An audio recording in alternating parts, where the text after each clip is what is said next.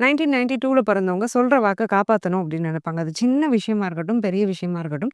ஒரு கமிட்மெண்ட் அப்படின்னு நம்ம வாயிலருந்து வந்துருச்சு அப்படின்னா, அந்த நபர் நம்மள பார்த்துட்டு இருக்காங்களோ, பார்க்கலையோ, அவங்களுக்கு குடுத்த கமிட்மெண்ட்ட நம்ம கரெக்ட்டா நிறைவேத்தணும். சொன்ன சொல்லுக்கு உண்மையா இருக்கணும் அப்படிங்கிற ஒரு எண்ணம் அவங்களுக்கு உள்ளார இருக்கும். ஸோ எப்பவுமே தன்னால முடியாததையோ, தனக்கு பிடிக்காததையோ வெளியில ஒரு கமிட்மெண்ட்டா சிச்சுவேஷனுக்காக ஓகேன்னு சொல்ல மாட்டாங்க. முடியறத சொல்லுவாங்க, முடியறத செய்வாங்க. இதுதான் அவங்களுடைய பேசிக்கான ஒரு கேரக்டர். ஒரு அடிப்படையான மனிதாபிமானம் இருக்கும். அ எதையுமே குடுத்துட்டு தெருவுல போறவங்கன்னு நான் சொல்ல மாட்டேன். ஒரு அடிப்படையான பேசிக் ஹியூமானிட்டி ஒரு ஹியூமனுக்குள்ள ட்ரைட் அப்படிங்கிறது காமனா நல்லாவே இருக்கும். நெறைய பேர் ஒரு ஸ்பிரிச்சுவல் பெர்சனாவே இருப்பாங்க. பட் சில சமயம் கஷ்டப்படும்போது கடவுள்லாம் இருக்கிறாரா?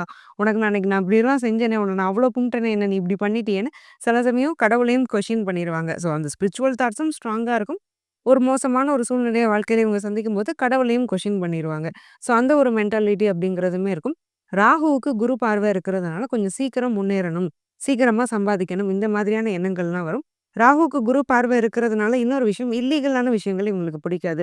ஸோ கரப்ஷன் பண்றது, இல்ல இவங்க ஒரு கவர்மெண்ட்லயே இருக்கிறாங்க அப்படின்னாலும் கரப்ஷன், ஊழல் இதெல்லாம் பண்ண மாட்டாங்க. இவங்களுக்கு யாருக்கும் லஞ்சம் குடுக்குறது, வைக்கிறதும் பிடிக்காது. ஸோ டிராஃபிக்ன்னு கூட இருக்குதுன்னா, அதில ரூல்ஸ கரெக்ட்டா மெயின்டெயின் பண்ணணும்னு நெனைப்பாங்க. பங்க்சுவலா இருக்கணும்னு ரொம்ப ஆசைப்படுவாங்க. ஸோ இதுதான் இவங்களுடைய காமனான ஒரு குணம்.